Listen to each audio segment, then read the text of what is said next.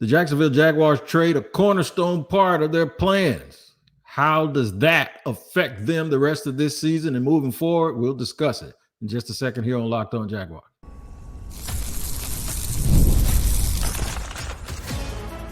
You are Locked On Jaguars, your daily Jacksonville Jaguars podcast. Part of the Locked On Podcast Network, your team every day. Is your team every day here on Locked On Jaguars. We thank you for making us your first listen. You can find us over on our YouTube page, that is Locked On Jaguars, or wherever you listen or hear your daily podcast. Today's episode is brought to you by FanDuel. That's right, man. Make sure you head on over to FanDuel and get started with a big return. New customers can place a $5 bet, and you'll get started with $150 in bonus bets if you win your first $5 bet. Visit FanDuel.com/lockedon to get started. All right, listen.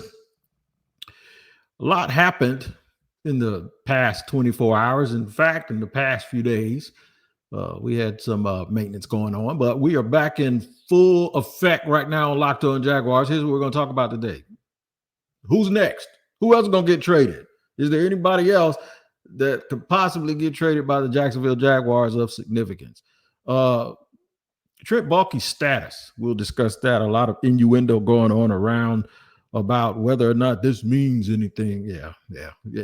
It better not mean anything, and I'll tell you why I feel that way. First of all, at the top of the show, let's not bury the lead. Cam Robinson, offensive tackle Cam Robinson, traded from the Jacksonville Jaguars to he's going someplace where they're contending right now, and that is Minnesota.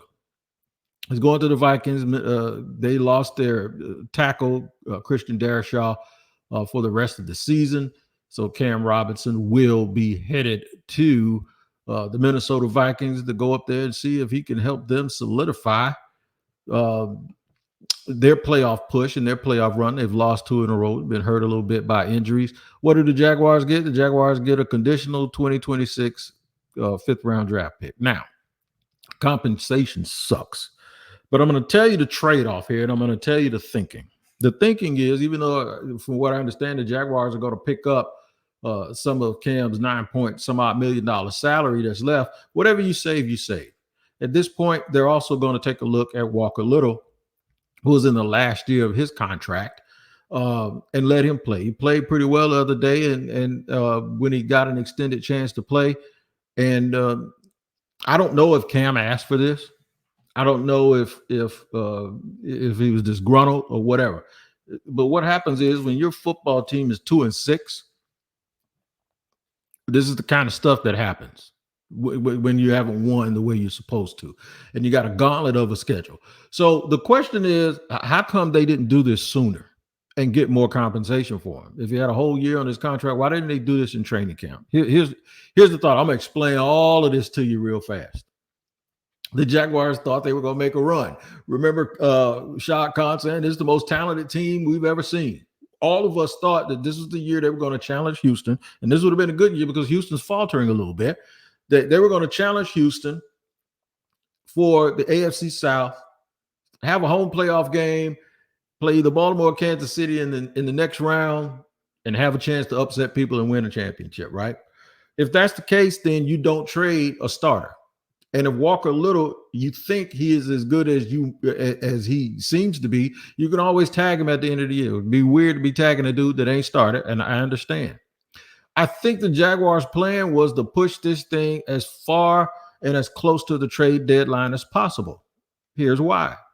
If Walker Little would have got hurt, you wouldn't have had a starting caliber left tackle on your team that's trying to make a run at playoffs. If Cam Robinson was still on the team and he got hurt, well, you know what you got? You got exactly what you got. You got Walker Little coming in and playing. Basically, Cam's money was Cam's money, right? Unless the Jaguars would have just been interested in saving that cap space this year, they were trying to make a run for it. And they're not going to trade if they got 6 starting offensive linemen, and we can all debate whether or not those offensive linemen are good enough to be considered 6 starters on a team that's going to win a championship. The bottom line is they decided that those guys had enough value to and for this team that they were going to make a run with them, and why give them away to somebody else to make a run? So I totally get that, and I totally understand that. The part of it that I don't understand is you got to have the foresight to see this stuff coming a couple of years ago. And what I mean by that is this. They let Juwan Taylor go right after they extended Cam Robinson. And now they don't have either one of them in the second year that they let him go. I said a long time ago they should have kept Juwan Taylor.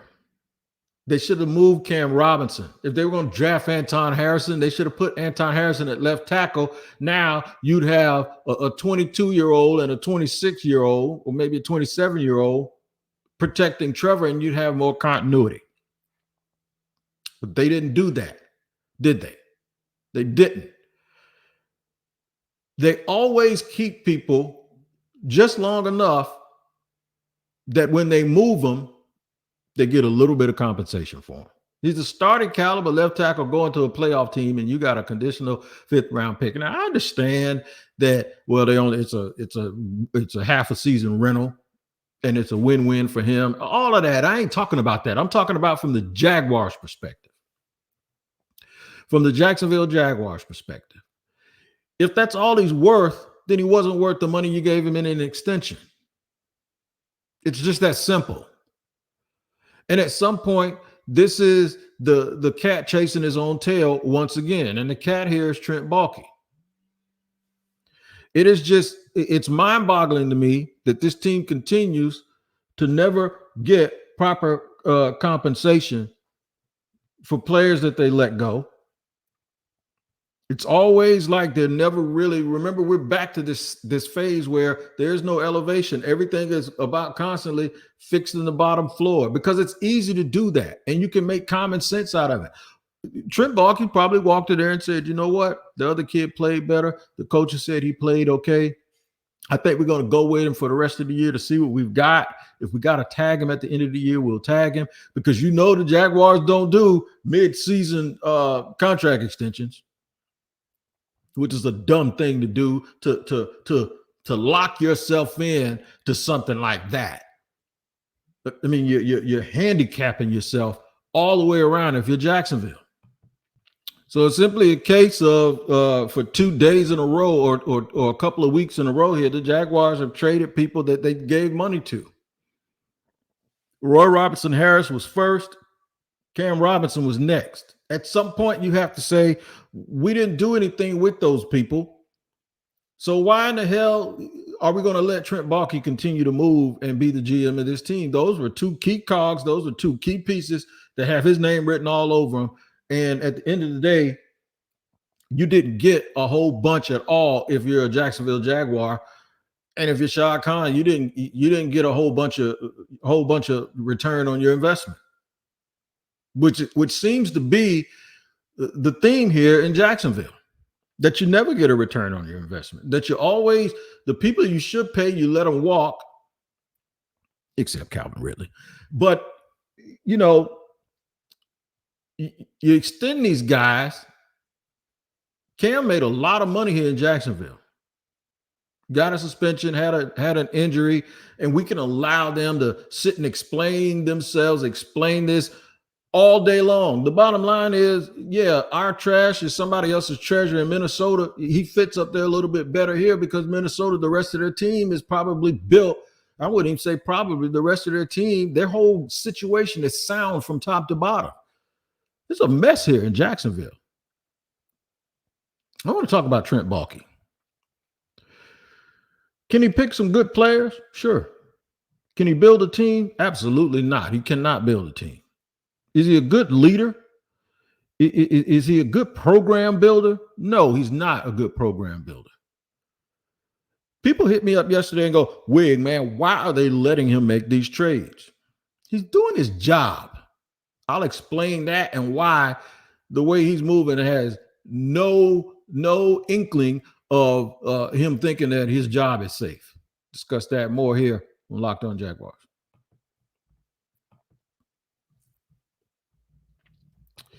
Yeah, man. Built rewards. That's right.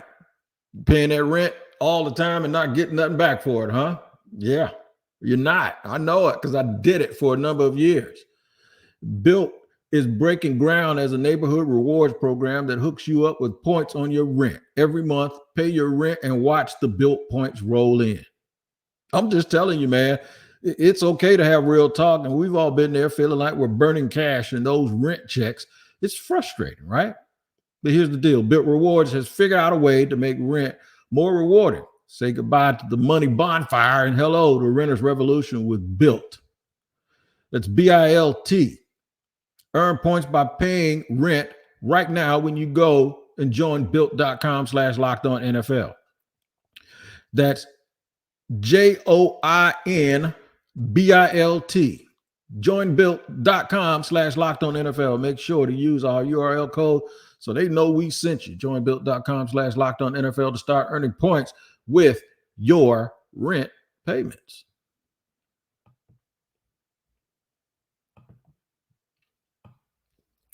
All right, running it down here on Locked On Jaguars. Let us get into the trade happening. We're going to get into Trent Baalke. The trade that Trent Baalke made, sending Cam Robinson to Minnesota, got him a 2026 bag of animal crackers, but that's cool. Hopefully somebody else will be using those animal crackers to make picks. Wig, does this mean that Baalke is safe? Absolutely not. It doesn't. What it means is he's doing his job. Just like there's a bunch of college position coaches that know they're getting fired at the end of the year, but they're still out here on the trail recruiting. That is what they're supposed to do. They're being paid by that organization to do exactly what they're supposed to do. This is different, though, because you're not recruiting anybody. So it's even more so that a guy who's making, I would think, probably over a million, couple millions of dollars a year is doing his job. You don't want to quit on your job because it looks bad. It's bad enough that you weren't able to build a franchise with all the resources that were given to you, but you really don't want to go out this way. If Trent Baalke just quits and doesn't do his job, guess what that means? That means he might as well go retire because ain't nobody going to hire him in any capacity to do anything moving forward. He has to do his job. Matter of fact, he might be trying to save his job by telling the owner, I saved you some money because the guy behind him is better. Sometimes when you're talking to people that write checks and sign checks, that's what they want to hear. They don't want to hear the other side of it is how much money you wasted before you saved that money by even extending that player or not getting rid of him sooner. He ain't going to tell you how much money he wasted and spent on Roy Robertson-Harris over the years and how much the Jaguars will still, they gave him money last year that's still on their books. Maybe this was hey man, look, we're going to do this. We're going to cut some of this money off of the books for the rest of the year and try to recoup a little bit of that because he ain't going to re-sign with us. He's not good enough to re-sign with us in the offseason for what he wants. We're going to move in a different direction anyway. So guess what? Let's just go ahead and do this now that our record and our injuries have piled up to the point where it's indicated, well, you know what? The likelihood of us making a run is really, really small. So it's time. Does it mean that they're quitting? No, they just, hopefully got some analytics over there that's telling them the likelihood that they're going to make the playoffs is very, very slim, especially with Christian Kirk being out and Brian Thomas Jr. having health issues and Gabe Davis being banged up and a couple of other offensive linemen being banged up and Travis Etienne not playing last week. Maybe this is an indication that, it's not going to go too well for us down the stretch. We have to make a decision right now. And the risk here is that we lose some of our depth, but the reward is we save a few dollars. This doesn't signal anything for Trent Baalke. I don't know how anybody comes to that conclusion. I made some phone calls just last night and people laughed at me when I suggested it. It's like, no, he's doing his job. People have done this. The last GM here did it. Dave Caldwell did the same thing in 2020. Those dudes knew that they were all done, but you have to fulfill your obligation. They're still paying you. His check hits I guarantee you, whatever they get paid over there in operations, his check is going to hit the bank and it's going to clear. Therefore, you know what you do? Continue to do your job. And we can all say that he hasn't done a very good job of doing his job, and I would agree with you. But at this point, he still has the responsibility to do it. A scarier thought to me is that they bypassed him and allowed Ethan Waugh, the assistant, to do this stuff. And the dude has been stripped, because now that means Ethan Waugh gets a chance to build up his cachet with Shad Khan, and maybe Shad does what he always does and just holds on to a little remnant from the failed past and never does a clean breakup. That would be a bigger scare to me than thinking that this means that Trent Baalke knows he's safe. Nobody should know that they're safe in this situation. And I don't believe that this is what he believes. Unless he is somehow convinced Shad Khan that this team really is talented, and the only reason they're failing is because of the coaching staff. Well, you got rid of a coaching staff last year. You got your choice as a defensive coordinator, and they're worse. So why would Shad listen to that? I don't know. I think it's more than anything, it doesn't indicate to me that he believes his job is safe. It indicates to me a guy who's trying to save his job just in case it is salvageable.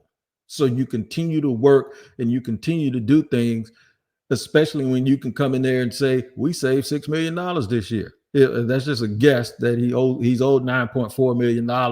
The Jaguars are apparently going to pay a portion of it. So if it's 60, 55, 60% or whatever, they could go in there and say, we saved $5 million and we're going to get the same production. My question would be, well, why couldn't we have saved $17 million and we're going to get the same production? And the comeback for that would be, well, we thought we had a chance to make the playoffs and we didn't want to trade away our good players just to get rid of them when we could have them on our team. There are a lot of teams that went to the playoffs that had a 6 offensive lineman that was way better than Walker Little. You don't believe me? Look in free agency. Over the years, we signed a Jeremy Parnell from Dallas and made him a starter here. Why? Because he played a little bit. He played just enough while his teammates were injured that everybody thought he was a really, really good player.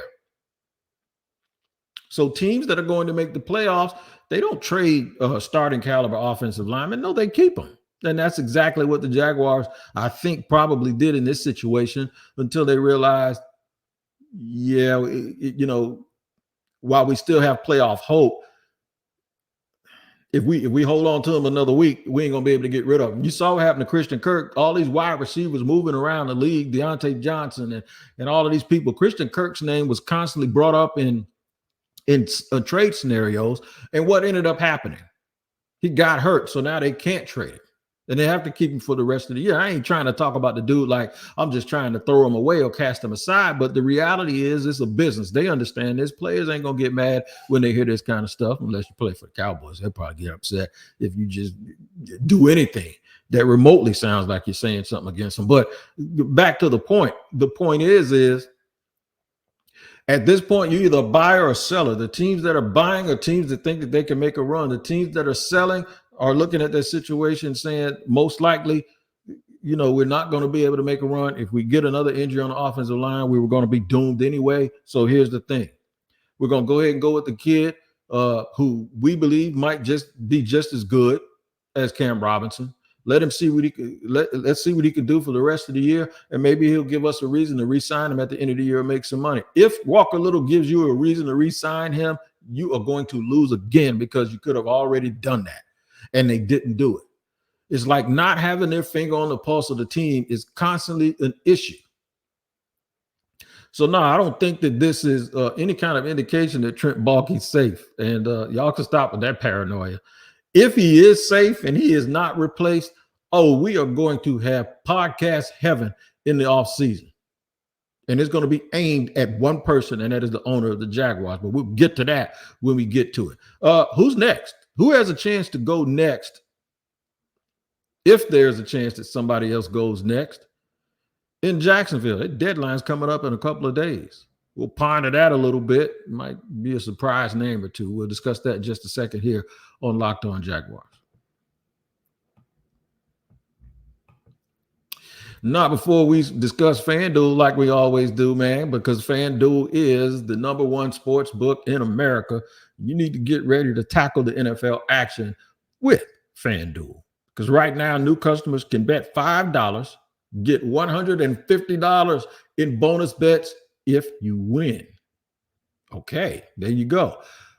New customers can bet $5 and get $150 in bonus bets if you win. Pay attention to that. That's a little bit of a different change. The FanDuel Sportsbook app gives you everything you need to place bets on the NFL all in one place. So when you get a hunch in the middle of the game, you can check out the latest stats, view live play-by-play, and so much more on the same page where you place your bets. Just join FanDuel. Just visit FanDuel.com to join today. You'll get started with $150 in bonus bets if you win your first $5 bet. That's FanDuel.com. Never waste a hunch and make every moment more with FanDuel, an official sports book partner of the NFL.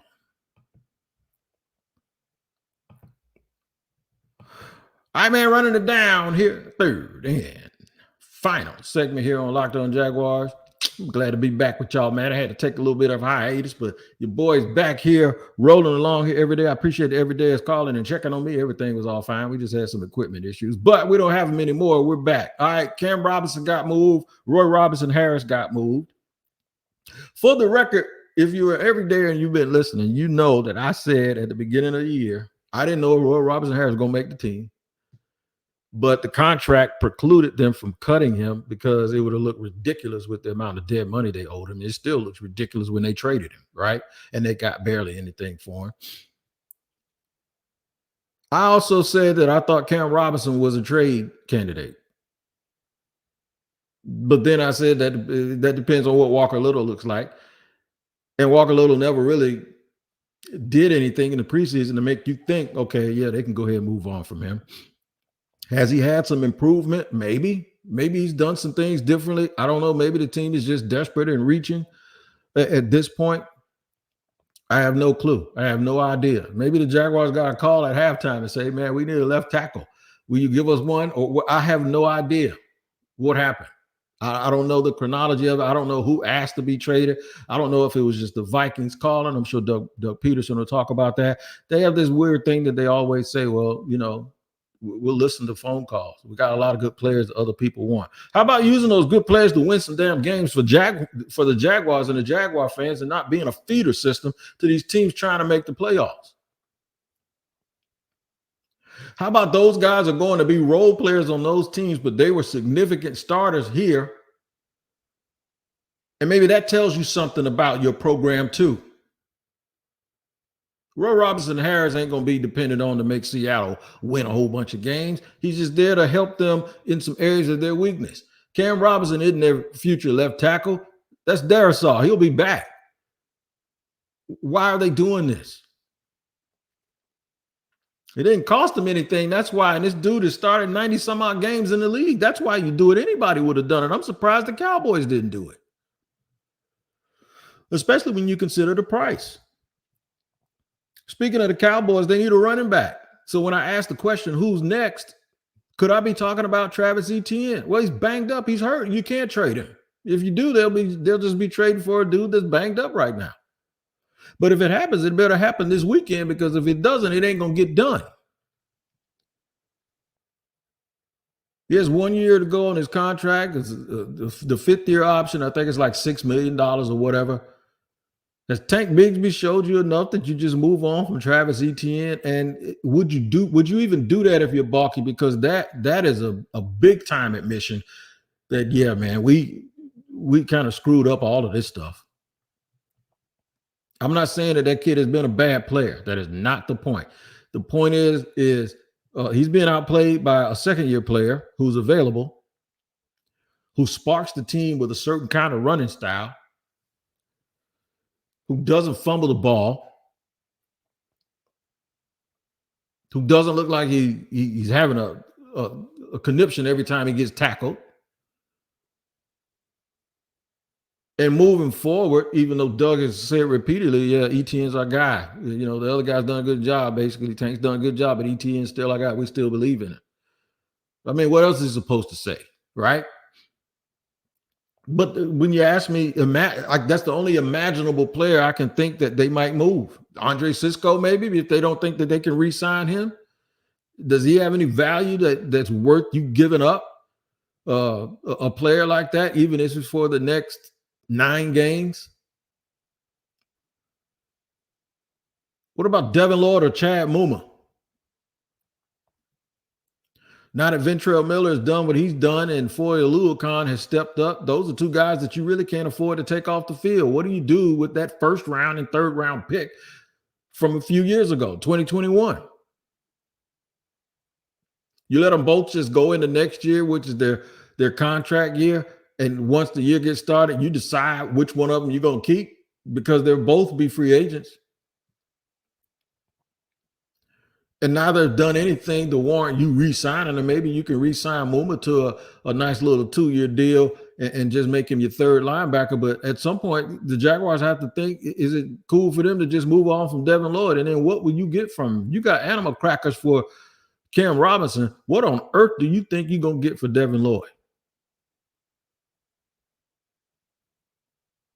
So at this point, when you wonder is this, are they just selling everything, giving everything up? They're saving some cash if they make these moves.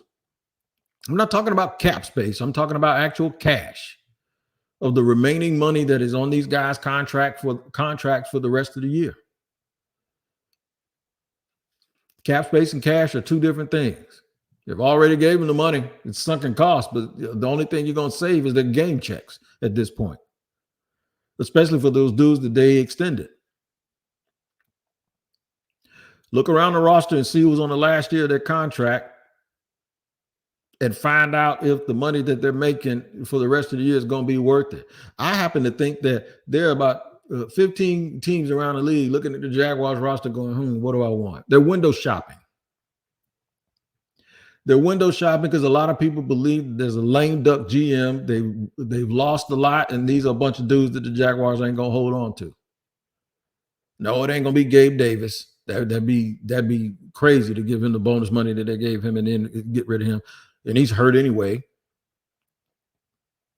Trevor ain't going anywhere. Josh Allen or Trayvon ain't going anywhere. So I think I probably named everybody who's a possibility to move. Anybody else, if you ain't gave them a bunch of bonus money and they're at least playing and they got multiple years left on their contract, and you can't trade Eric Armstead, can you? That'd be one that they probably want to look at, but that would probably not make a lot of sense to a whole bunch of people either. Everybody else, though, if you're young with multiple years on your contract and you're on a rookie deal, why not just keep them and let the next guy come in here and figure it out? You notice I said next guy because I do believe there will be a next guy. I do not think that this is a move that in any way indicates that Trent Baalke feels like he's safe. That's ridiculous. All right, man. It's safe to be here with me on Locked On Jaguars each and every day. Make sure you tap into Locked On NFL where you get a double dose of the NFL's biggest stories. Double shot of espresso from Tyler Rowland early in the morning on the AM version, and then your boy Tony Wiggins in the barbershop on the afternoon version of Locked On NFL. Wherever you get your podcast, wherever you watch them, and wherever you listen to them. Glad to be back with y'all, man. We'll see you here tomorrow with a crossover edition with the Eagles. As Doug Peterson goes back to his old stomping ground. And the stomp might be the appropriate word because that might be exactly what happens to the Jaguars on tomorrow. All right, until then, you guys take care, and we'll see you next time.